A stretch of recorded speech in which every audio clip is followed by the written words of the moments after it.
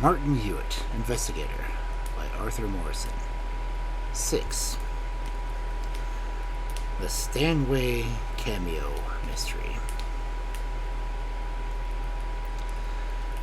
It is now a fair number of years back since the loss of the famous Stanway Cameo made its sensation, and the only person who had the least interest in keeping the real facts of the case secret has now been dead for some time, leaving neither relatives nor other representatives. Therefore, no harm will be done in making the inner history of the case public. On the contrary, it will afford an opportunity of vindicating the professional reputation of Hewitt, who is supposed to have completely failed to make anything of the mysteries surrounding the case. At the present time, connoisseurs in ancient objects of art are often heard regretfully to wonder whether the wonderful cameo, so suddenly discovered and so quickly stolen, will ever be visible to the public eye. Now this question need to be asked no longer. The cameo, as may be remembered from the many descriptions published at the time, was said to be absolutely the finest extant. It was of sardonyx of 3 strata, one of those rare sardonyx cameos which has been possible for an artist to avail himself in 3 different colors of superimposed stone, the lowest for the ground and the 2 others for the relief and the high relief of the design. In size it was, for a cameo, immense, measuring 7.5 inches by nearly 6. In subject, it was similar to the renowned Gonzaga cameo, now the property of the Tsar of Russia, a male and female head with imperial signet, but in this case supposed to be represent Tiberius Claudius and Messalina. The experts considered it probably to be the work of Athenian, a famous gem cutter of the first Christian century, whose most notable other work is now extant in a smaller cameo with a mythological subject preserved in the Vatican.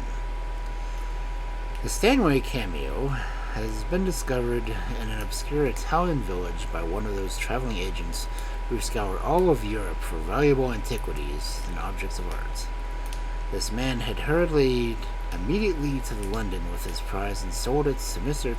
Claridge of St. James's Street, eminent as a dealer in such objects. Mr. Claridge, recognizing the importance and value of the article, lost no opportunity of making its existence known, and very soon the Claudius cameo, as it was first usually called, was as famous as many in the world. Many experts in ancient art examined it, and several large bids were made for its purchase. In the end, it was bought by the Marquis of Stanway for £5,000 for the purpose of presentation to the British Museum. The Marquis kept the cameo at his townhouse for a few days, showing it to his friends, and then returned it to Mr. Claridge to be finely and carefully cleaned before passing into the National Collection. 2 nights after, Mr. Claridge's premises were broken into, and the cameo was stolen. Such, in outline, was the generally known history of the Stanway cameo. The circumstances of the burglary in detail were these. Mr. Claridge had himself been the last to leave the premises at about 8 o'clock in the evening, at dusk, and locked the small side door as usual. His assistant, Mr. Cutler, had left an hour and a half earlier. Mr. Claridge left everything was in order, and the policeman had fixed point duty just the opposite, who bade Mr. Claridge good evening as he left, and saw nothing suspicious during the rest of his term of duty, nor did his successors at the point throughout the night.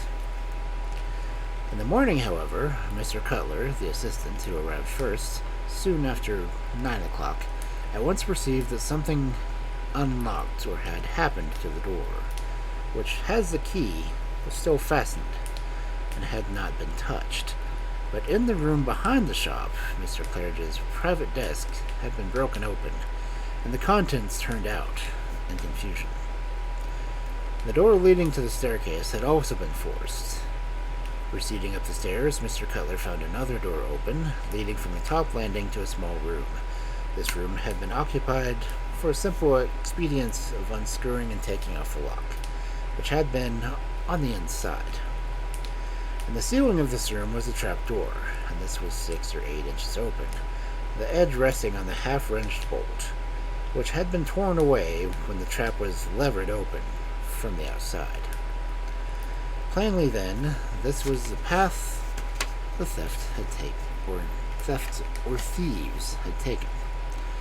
Entrance had been made through the trapdoor, 2 more doors had been opened, and then the desk was ransacked. Mr. Cutler afterwards explained that at this time he had no precise idea what had been stolen, and did not know where the Cameo had been left the previous evening. Mr. Claridge had himself undertaken the cleaning, and had been engaged on it, the assistant said, when he had left. There was no doubt, however, after Mr. Claridge's arrival at 10 o'clock, the Cameo was gone. Mr. Claridge uttered confoundedly at the loss, explained incoherently and with curses of his own carelessness that he had locked the precious article inside his desk on relinquishing work in the previous evening, feeling rather tired and not taking the trouble to carry it as far as the safe in the other part of the house. The police were sent for at once, of course, and every investigation made, Mr. Claridge offering a reward of £500 for the recovery of the Cameo. The affair was scribbled off at large in the earliest editions of the evening papers, and by noon all the world was aware of the extraordinary theft of the Stanway Cameo, and many people were discussing the probability of the case, with every indistinct ideas of what the sardonyx Cameo precisely was. It was in the afternoon on this day that the Lord Stanway called on Martin Hewitt. The Marquis was a tall, upstanding man of sparse figure and active habits, well known as a member of learned societies, and a great patron of the arts. He hurried into Hewitt's private room as soon as his name had been announced, and as soon as Hewitt had given him the chair, plunged into business. "Probably you already guessed my business with you, Mr. Hewitt. You have seen the early evening papers. Just so, I needn't tell you what you already know. My Cameo is gone, and I badly want it back. Of course, the police are hard at work at Claridge's, but I'm not quite satisfied. I've been there myself for 2 or 3 hours and can't see that they know any more about it than I do myself. Then, of course, the police, naturally and properly enough, from their point of view, look first to find the criminal, regarding the recovery of the property almost as a secondary consideration. Now, from my very point of view, the chief consideration is the property. Of course, I want the thief caught, if possible, and properly punished, but still more, I want the Cameo. Certainly is a considerable loss, £5,000. But don't underestimate me. It isn't the monetary value of the things I regret. As a matter of fact, I'm indemnified for that already. Claridge has behaved most honorably, more than honorably. Indeed, the first intimidation I had was the loss of a check from him for £5,000, with a letter assuring me that the restoration to be of the amount I was paid was the least he could do to repair the result of what he had caused his unpardonable carelessness. Legally, I'm not sure I could demand anything of him, unless I could prove very flagrant neglect indeed to guard against theft. Then I take it, Lord Stanway, he had observed, that you prefer the Cameo to the money. Certainly, else I should never have been willing to pay the money for the Cameo in the first place. It was an enormous price, perhaps much above the market value, even for such a valuable thing. But I was particularly anxious that it should not go out of the country, for public collections here are not so fortunate as they should be in the possession of the finest examples of that class of work. In short, I had determined on the Cameos, and fortunately happened to be able to carry out determinations of that sort without regarding an extra £1,000 or so as an obstacle. So that, you see, what I want is not the value, but the thing itself. Indeed, I don't think I can possibly keep the money Claridge has sent me, The affair is more his misfortune than his fault, but I shall say nothing about returning it for a little while. It may possibly have the effect of sharpening everybody in the search. Just so, do I understand that you would like me to look into the case independently or on your behalf? Exactly. I want you, if you can, to approach the matter entirely from my point of view, your sole object being to find the cameo. Of course, if you happen upon the thief as well, so much the better. Perhaps, after all, looking for the one is the same thing as looking after the other. Not always, but usually is, of course. Even if they are not together, they certainly have been at one time, and to have one is a very long step towards having the other. Now, to begin with, is anybody suspected? Well, the police have reserved, but I believe the fact is we have nothing to say on Claridge won't admit that he suspects anyone, though he believes that whoever it was must have watched him yesterday evening through the back window of his room, and must have seen him put the cameo away in his desk, because the thief would have seemed to have gone straight to the place. But I have fancied that, in his inner mind, he is inclined to suspect one or two people. You see, a robbery of that sort is different from others. That cameo would never be stolen, I imagine, with the view of it being sold. It is too famous of a thing. A man might as well walk over London trying to sell the Tower of London. There are only a few people who buy such things, and every one of them knows all about it. No dealer would touch it. He would never even show it, much less sell it, without it being called to account. So that it really seems more likely that it has been taken by someone who wishes to keep it for the mere love of the thing, a collector. In fact, who would have him to keep it secretly at home, and never let a soul beside himself see it, living in the consciousness that at his death it must be found, and his theft known, unless, indeed, an ordinary vulgar burglar has taken it without knowing its value. That isn't likely, Hewitt replied. An ordinary burglar, ignorant of its value, wouldn't have gone straight to the cameo and taken it in preference for so many other things worth apparently much more. That would be lying in such a place as Claridge's. True. I suppose he wouldn't. Although the police seem to think that the breaking in is clearly the work of a regular criminal from the Jimmy marks, and so on. Well, but what of two people you think Mr. Claridge suspects? Of course, I can't say that he does suspect them. I only fancied from his tone that it might be possible. He himself insists that he can't, in justice, suspect anybody. One of these men is Hahn, a traveling agent who sold him the cameo. This man's character does not appear to be absolutely irreproachable. No dealer trusts him very far. Of course, Claridge doesn't say what he paid him for the cameo. His dealers are very reticent about the profits, which I believe is often something like 500%. But it seems Hahn bargained to have something extra, depending on the amount Claridge could sell for the carving it. According to the appointment, he should have turned up this evening, but he hasn't been seen, and nobody seems to know exactly where he is. Yes, and the other person? Well, I scarcely like mentioning him, because he is certainly a gentleman, and I believe in an ordinary way quite incapable of anything in the least degree dishonorable. Although, of course, they say a collector has no conscience in the matter of his own particular hobby, and certainly Mr. Willett is a keen collector as any man alive. He lives in chambers in the next turning past Claridge's premises. Can, in fact, look into Claridge's back windows if he likes. He examined the cameo several times before I bought it, made several high offers. Appeared, in fact, very anxious indeed to get it.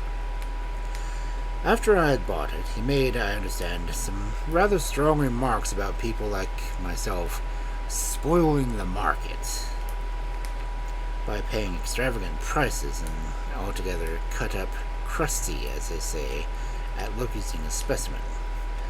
Lord Stanway paused for a few seconds and then went on. I'm not sure I ought to mention Mr. Willett's name for a moment in connection with such a matter. I am personally perfectly certain that he is impeccable of anything as like theft as myself. But I am telling you all that I know. Precisely. I can't know too much in cases like this. It can do no harm if I know about 50 innocent people, and may save me from the risk of knowing nothing about the thief. Now, let me see. Mr. Woolworth's rooms, you say, are near Mr. Coleridge's place in business. Is there any means of communication between the roofs? Yes, I'm told that it's perfectly possible to get from one place to the other by walking along the leads. Very good, then. Unless you can think of any other information that may help me, I think, Lord Stanway, I will go at once and look at the place. Do, by all means. I think I'll come back with you.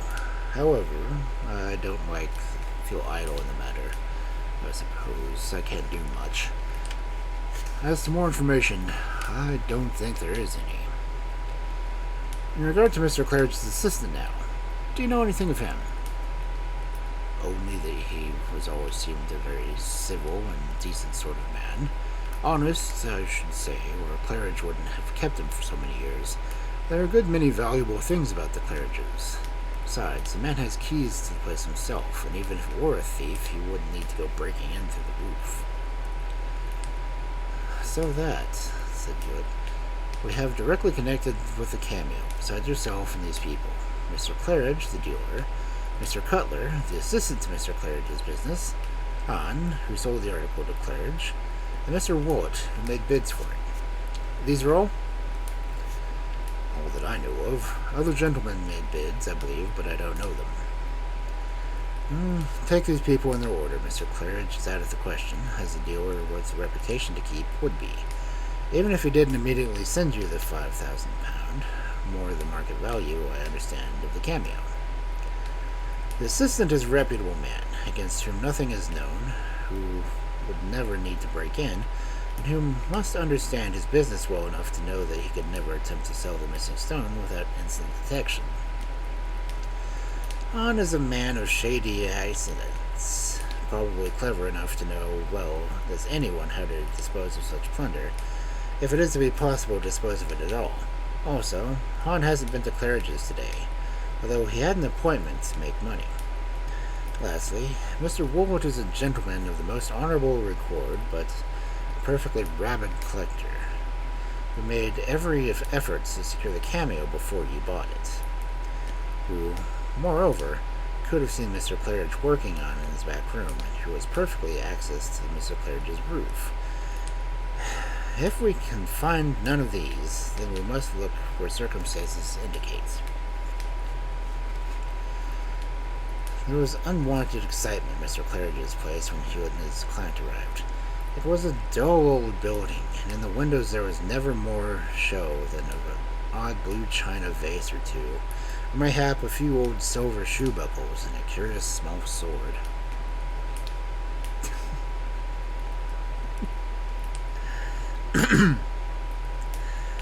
9 men out of 10 would have passed it by without a glance. But the 10th would at least probably know for a place famous through the world for the number and value of odd and curious objects of art that had passed through it. On this day, 2 or 3 loiterers, having heard of the robbery, extracted what gratification they might by staring at nothing between the railings guarding the windows. Within, Mr. Claridge, a brisk, stout little old man, was talking earnestly to a burly police officer in uniform. And Mr. Cutler, who had seized the opportunity to attempt amateur detective work on his own, was groveling preservatively about the floor among the old porcelain and loose pieces of armor, in the futile hope of finding any clue that the thieves might have considerately dropped.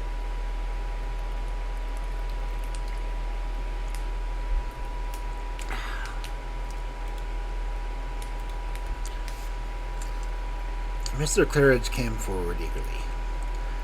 The leather case has been found. I'm pleased and able to tell you, Lord Stanway, since you left. Empty, of course. Unfortunately, yes. It had evidently been thrown away by the thief behind a chimney stack a roof or two away, where the police have found it. But it is a clue, of course. Ah, this is my acquaintance will give me the opinion of it. Lord Stanway said, turning to Hewitt. This, Mr. Claridge, is Mr. Martin Hewitt, who has been kind enough to come with me here at the moment's notice. With the police on the other hand, and Mr. Hewitt on the other, we shall certainly recover what Cameo, if it has been recovered, I think. Mr. Claridge bowed and beamed on his Hewitt through his spectacles. I'm very glad Mr. Hewitt has come, he said. Indeed, I've had police already give me till tomorrow. If they found nothing, to call Mr. Hewitt myself. Hewitt bowed in his turn and then asked, Will you let me see the various breakages? I hoped they have not been disturbed. Nothing disturbed has been whatever. Do exactly as it seems best. I need scarcely say that everything here is perfectly at your disposal. You know all the circumstances, of course. In general, yes. I suppose I am right in the belief that you have no resident housekeeper? No, Claridge replied. I haven't. I had one housekeeper who sometimes pawned my property in their evening, and then another who used to break my most valuable china till I could never sleep or take a moment's ease at home for fear of stock being ruined here. So I gave up resident housekeepers. I felt some confidence in doing it, because of a policeman who was always on duty opposites. Can I see the broken desk? Mr. Claridge led me into the room behind the shop. The desk was really a sort of spoke table with a lifting top and a lock. The top had been forced roughly open by some instrument which had been pushed in below and used as a lever, so that the catch of the lock was worn away. He would examine the damaged parts and locks on the lever, and then looked about the back window. There are several windows about here, he remarked, from which it might be possible to see into the room. Do you know of any of the people who live behind them? 2 or 3 I know, Mr. Claridge answered. But there are 2 windows in the pair almost immediately before us, belonging to a room or office which is to be let. Any stranger might get in there and watch. Do the roofs above any of those windows communicate in the way with yours? None of those directly opposite. Those at the left do. You may walk all the way along the leads. And whose windows are those? Mr. Claridge hesitated. Well, he said, they're Mr. Woolett's, excellent customer of mine. But he's a gentleman, and, well, I really think it's absurd to suspect him. In a case like this, Hewitt answered, one must regard nothing in the impossible. Somebody, whether Mr. Woolett himself or another person, could possibly have seen into this room from those windows, and equally possible could have reached the roof from that one. Therefore, we must not forget Mr. Woolett. Have any of your neighbors been burglared during the night? I mean, that strangers anxious to get at your trapdoor would probably have begun getting in some old house close by, as to reach your roof. No, Mr. Claridge replied. There's been nothing of that sort. It was the first thing the police ascertained. Hewitt examined the broken door, and then made his way up the stairs with the others. The unscrewed lock at the top of the back room required a little examination. In the room below the trapdoor was a dusty table on which stood a chair, and at the other side of the table sat Detective Inspector Plummer, whom Hewitt knew very well, and who bade him good day, and then went on his way. This chair and table were found as they are now, I take it? Hewitt asked. Yes, said Mr. Claridge. The thieves, I should think, dropped in through the trapdoor after breaking it open, and had to place a chair there to be able to climb back out. He scrambled up through the trapway and examined it from the top. The door was hung on long external barn hinges, and had been forced upon in a similar manner that had pressed it on the desk. The jimmy had been pushed between the frame and the door near the bolt, and the door had been pried open, and the bolt being torn away from the screws in the inspection. Presently, Inspector Plummer, having finished his docket, climbed up on the roof after Hewitt, and the two together went to the spots, close under a chimney stack on the next roof but one, where the case had been found. Plummer produced the case, which had been in the coat-tail pocket, for Hewitt's inspection. I don't see anything particular about it, do you? He said. It shows us the way that he went, though, being found just here. Oh, yes, Hewitt said. If we kept on this direction, we should be going towards Willis' house, and his trapdoor, shouldn't we? The inspector pursed his lips, smiled, and then shrugged his shoulders. Of course, we haven't waited until now to find that out, he said. No, of course. And as you say, I don't think there's much to be learned from this leather case. It is almost new, and there isn't a mark on it. Hewitt handed it back to the inspector. Well, said Plummer, as he returned the case to his pocket. What's your opinion? It's a rather awkward case. Yes, it is. Between ourselves, and I don't mind telling you, I'll have a sharp look kept out over there. Plummer jerked his head to the direction of Mr. Wart's chambers. This robbery is an unusual one, and only two possible motives: the sale of the Cameo or keeping of it. The sale is out of the question, as you know. The thing is only sellable to those who call the thief at once, and who wouldn't have the thing in their places for anything. So that is, it must be taken to keep, and that's the thing nobody but the maddest of collectors would do, just as the person is. And the inspector nodded again towards Mr. Wart's quarters. Take that with the other circumstances, he added, and I think you'll agree that it's worthwhile looking a little farther that way. Of course, some of the work, taken off the lock and so, looks rather like a regular burglar, but it's just possible that anyone badly wanting the Cameo would hire a man who was up to the work. Yes, it is possible. Do you know anything about Hahn, the agent? Plummer asked a moment later. No, I don't. Have you found him yet? I haven't found him, but I'm after him. I found he was at Charing Cross a day or two ago, booking a ticket for the continent. Well, that and his falling to turn up today seem like it make it worthwhile not to miss him if we can help it. He isn't the sort of man that lets a chance of drawing a bit of money go for nothing. They returned to the room. Well, Lord Stanway, what's the result of the consultation? We've been waiting here very patiently to hear what you two clever men have been discussing in the matter on the roof.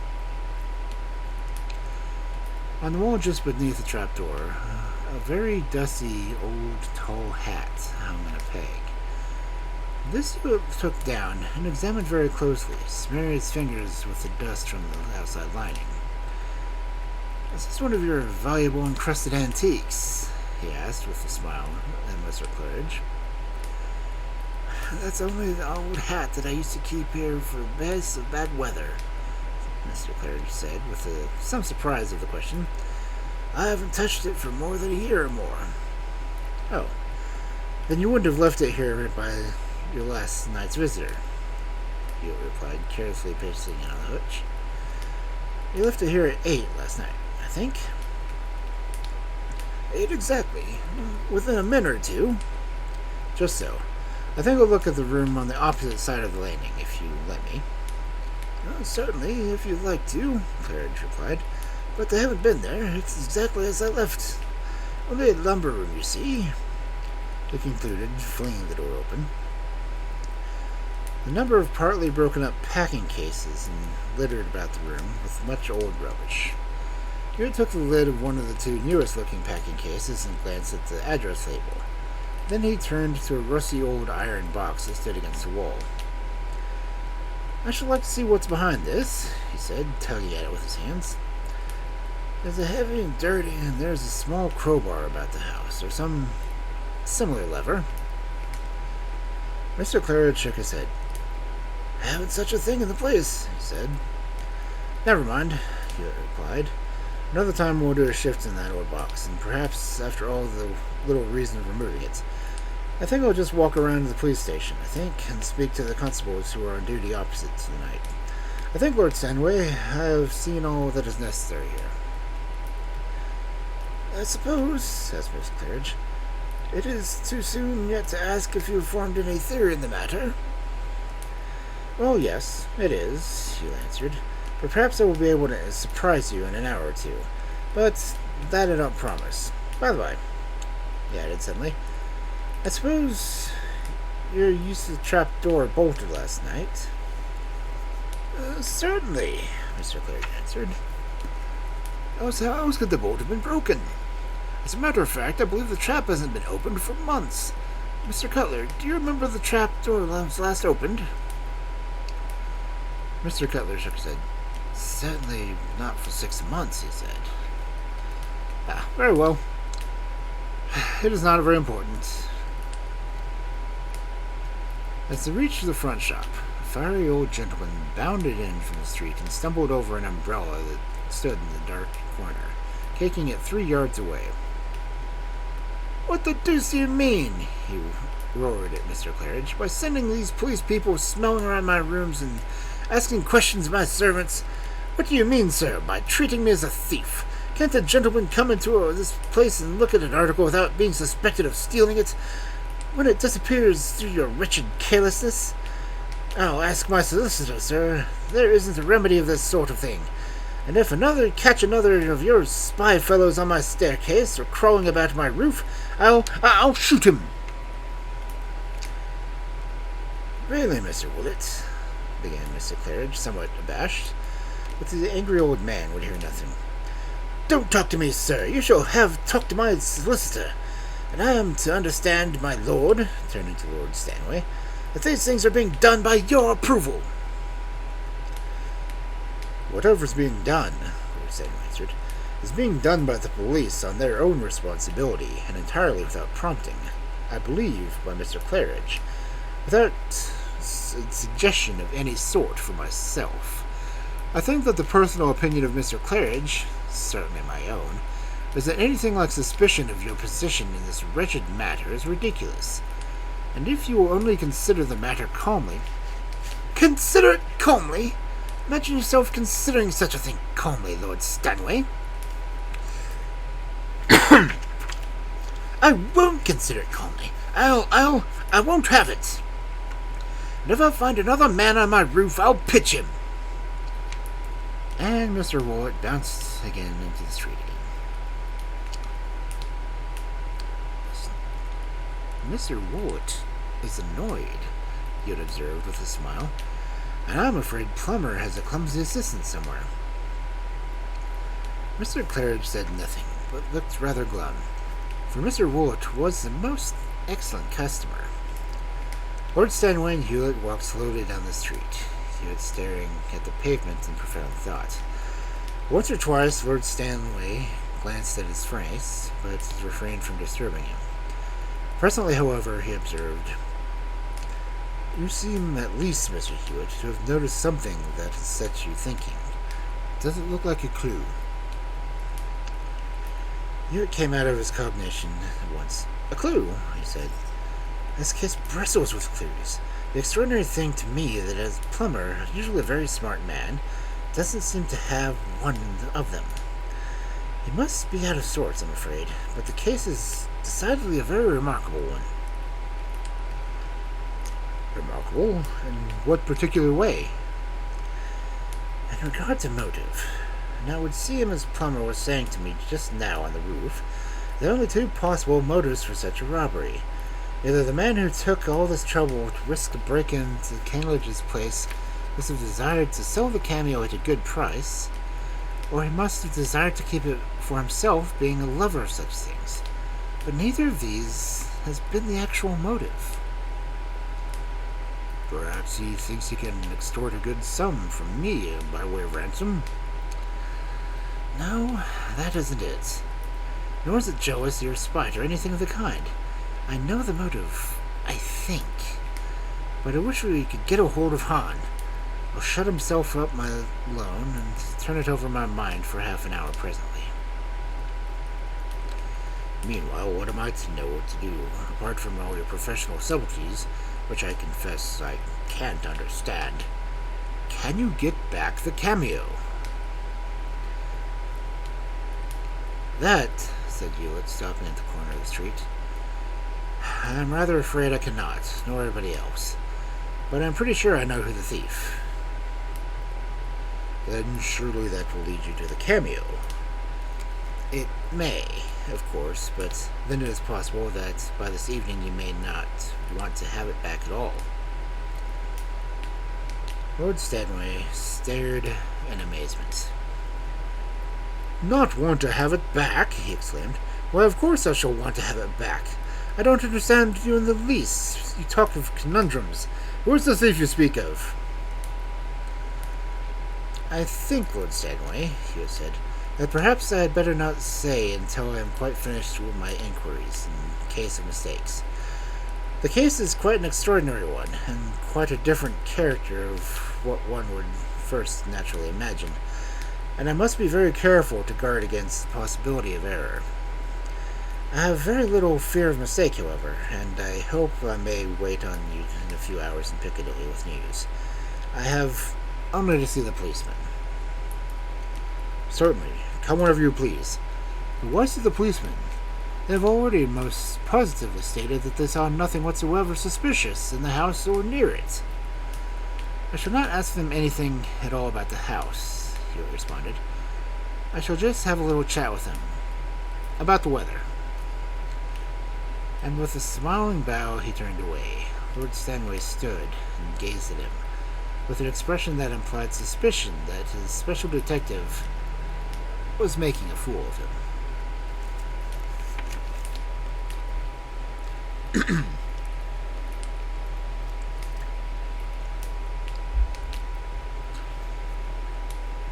In rather more than an hour, Hewitt was back at Mr. Claridge's shop. Mr. Claridge, he said, I think I must ask you one or two questions in private. May I see you in your own room? They went there at once, and Hewitt, pulling a chair before the window, sat down with his back to the light. The dealer shut the door and sat opposite, with the full light in his face.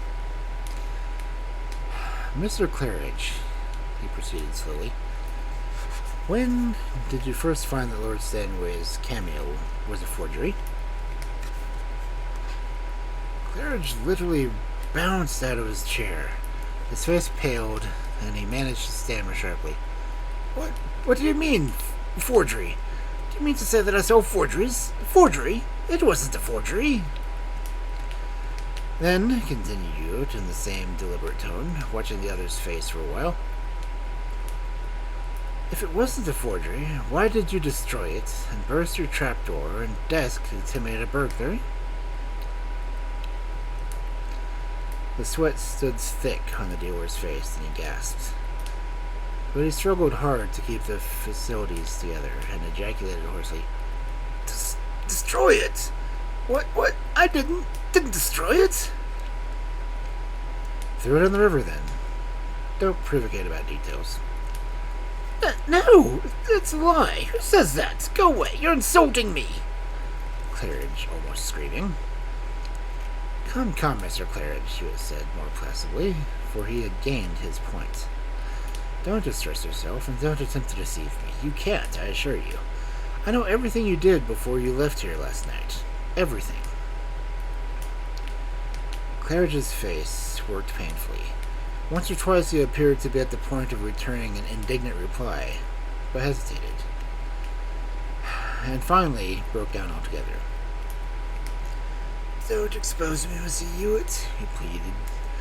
I beg you won't expose me. I haven't harmed a soul but myself. I've paid Lord Stanway every penny back, and I will never know the thing was a forgery till I began to clean it. I'm an old man, Mr. Hewitt, and my professional reputation has been spotless till now. I beg you won't expose me. Hewitt's voice softened. Don't make an unnecessary trouble of it, he said. I see the decanter on your sideboard. Let me give you a little brandy and water. Come, there's nothing criminal, I believe, in a man's breaking open his own desk and his own trapdoor, for that matter. Of course, I'm acting for Lord Stanway in this matter, and I must in duty report to him without reserve. The Lord Stanway is a gentleman, and I'll undertake he'll do anything, won't do anything inconsiderate for your feelings, if you're disposed to be frank. Now let us talk the affair over. Tell me about it. "It was that swindler Han who deceived me in the beginning," Clarity said.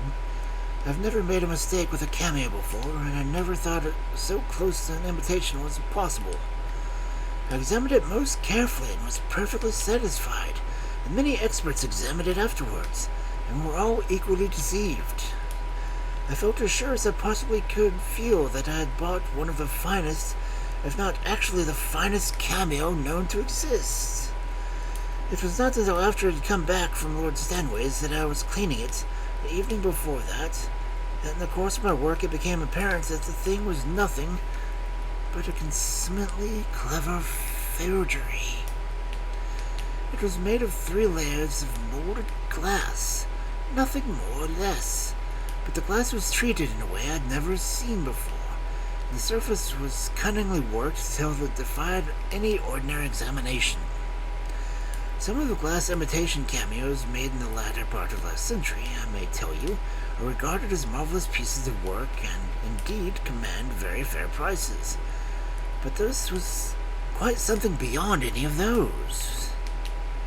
I was amazed and horrified. I put the thing away and went home. That night I lay awake in a state of distraction, quite unable to decide what to do. To let the cameo go out of my possession was impossible. And my reputation, the highest in these matters in the country, I may safely claim, and the growth of nearly 50 years of honest application and good judgment, this reputation would be gone forever. But without considering this, there was the fact that I had taken £5,000 from Lord Stanway's money for a mere piece of glass, and that money I must, in mere common honesty as well as for my own sake, return. But how?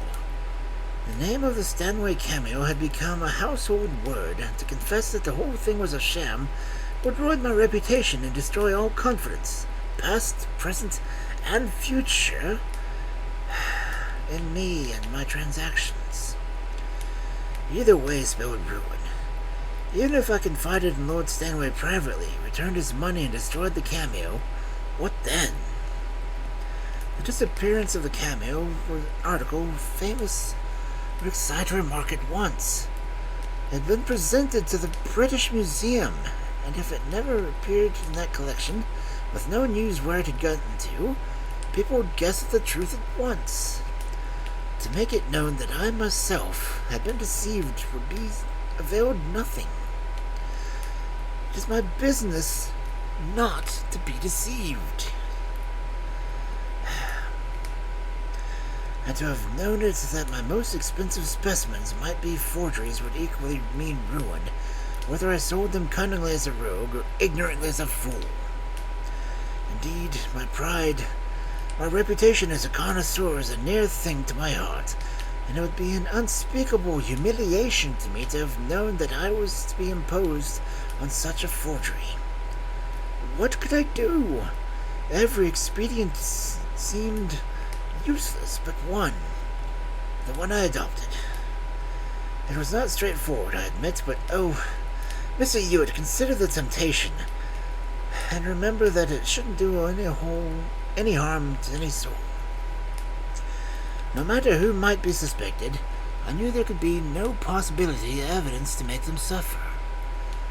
All next day, yesterday, I was anxiously worrying about the thing in my mind, and carefully devising the trick, I'm afraid you'd call it, that you by some extraordinary means have seen through. It seemed the only thing. What else was there? More, I needn't tell you, you know it. I have only now to beg you that you will use your best influence with Lord Stanway to save me from public desertion and exposure. I will do anything, pay anything but exposure.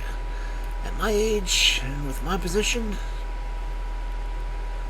Well, you see, Hewitt replied thoughtfully, I've no doubt Lord Stanway will show you every consideration, and certainly I will do what I can to save you in the circumstances. Though you must remember that you have done some harm. You have caused suspicions to rest on at least one honest man. But as to reputation, I have a professional reputation of my own. If I hope to conceal your professional failure, I shall appear to have failed on my part of the business. But the cases are different, Mr. Hewitt. Consider, you're not expected. It would be impossible to succeed in valuing me, and there are only 2 or 3 who know you've looked into the case. Then your other conspicuous successes?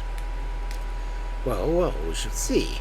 One thing I don't know, though, whether you climbed out to the window to break the door open, or whether you got up to the trap door and pulled the bolt with a string through the jamb. As to the bolt, it after you. There was no available window. I used the string, as you say.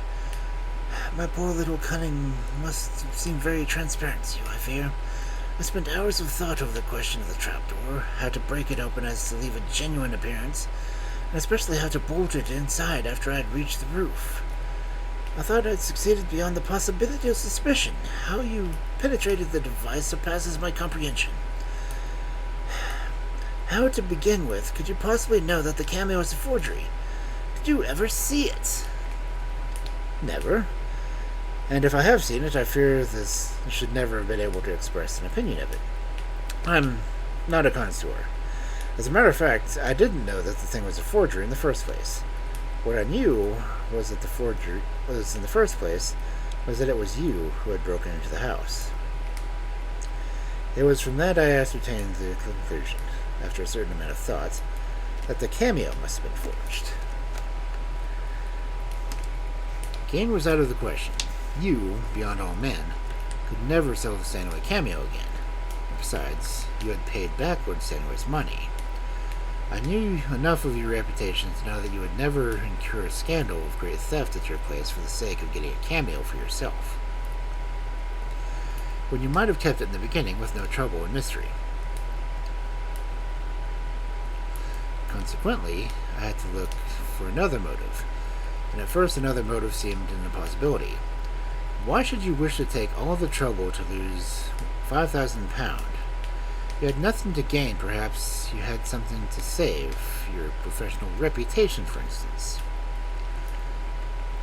Looking as so, it was plain that you were suppressing the Cameo, burking it, since once taken as you had taken it, it could never come to light again. That suggestion was solution of the mystery at once. You had discovered, after the sale, that the Cameo was not genuine. Yes, I see. But you say you began with the knowledge that I broke into that place myself. How did you know that? I cannot imagine a trace. My dear sir, you left traces everywhere. In the first place, it struck me as curious before I came in, that you had sent off the check for the £5,000 to Lord Stanway an hour or so after the robbery was discovered.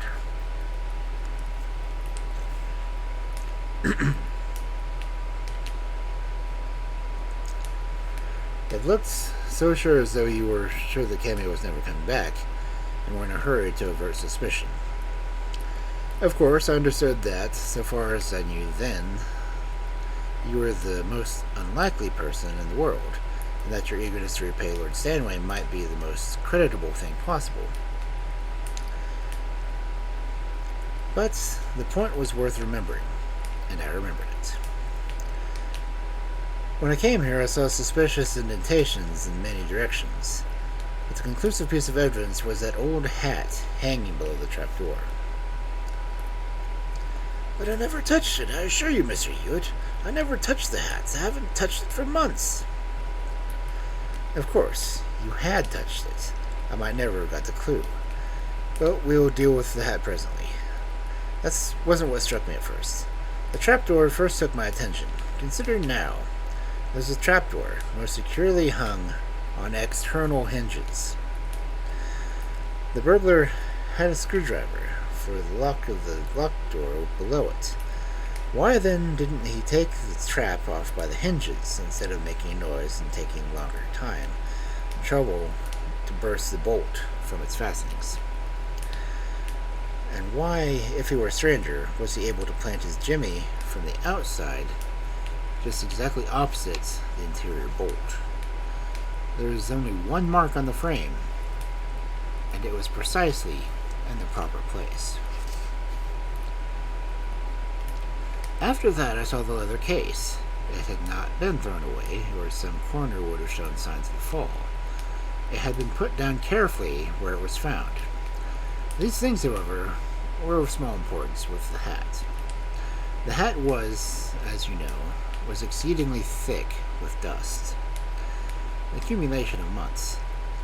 But on the top side, presented towards the trapdoor, there was a score or so of raindrop marks. That was all. They were new marks, but there was no dust over them. They had merely had time to cake and dry when the dust had fallen on them. Now, there had been no rain since a sharp shower just after 7 o'clock last night. At that time, you, by your own statement, were in the place. You left at 8, and the rain was all over at 10 minutes to a quarter past 7. The trapdoor, you had also told me, had not been opened for months. The thing was plain. You or someone who was there when you were there had opened the trapdoor during or just before that shower.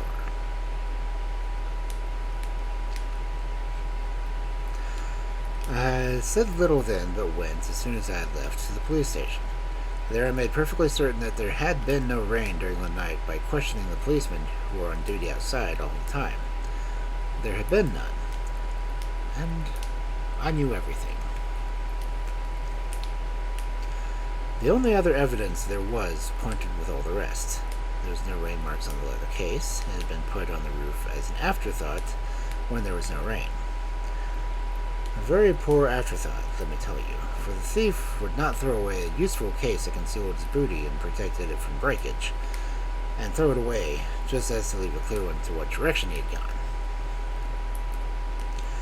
I saw also the lumber room, a number of packing cases, one with a label dated 2 days back, which had been opened with an iron lever, and yet, when I made an excuse to ask you for it, you said that there was no such thing in the place. Inference. You didn't want me to compare it with the marks on the desks and doors. And that is all, I think. Mr. Claridge looked deliriously down to the floor. I'm afraid, he said, that I took a very unsuitable role when I undertook to allow my wits to deceive men like you. I thought there wasn't a single vulnerable spot in my defense, but you walked calmly through it at the first attempt. Why did I never think of those raindrops? Come, said Hewitt with a smile. That sounds unrepentant. I'm going now to Lord Stanway's. If I were you, I think I would apologize to Mr. Wolt in some way. Lord Stanway, who, in the hour or two of reflection, left him parting with Hewitt, had come to the belief that he had employed a man whose mind was not always in order, received Hewitt's story with a natural astonishment. For some time he was in doubt as to whether he would be doing right in acquiescence in anything, for a straightforward public statement and the facts connected with the disappearance of the Cameo, but in the end was persuaded to let the affair drop, on receiving an assurance from Mr. Wolt that he unreservedly accepted the apology offered from Mr. Claridge. As for the latter, he was at least sufficiently punished in loss of money and personal humiliation for his escapade.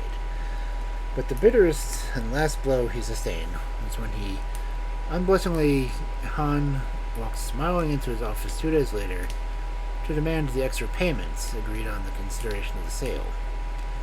He had been called suddenly away, had explained on the day he should have come, and hoped his missing appointments had occasioned no inconvenience. As to the robbery of the Cameo, of course, he was very sorry, but pishness was pishness, and he would be glad of the check for the sum agreed on. And an unhappy Claridge was obliged to pay it, knowing that the man had swindled him, but unable to open his mouth to say so. The reward remained on offer for a long time indeed, but it was never publicly withdrawn, I believe even at the time of Claridge's death. In several intelligent newspapers enlarged on the fact that an ordinary burglar had completely baffled and defeated the boasted acumen of Mr.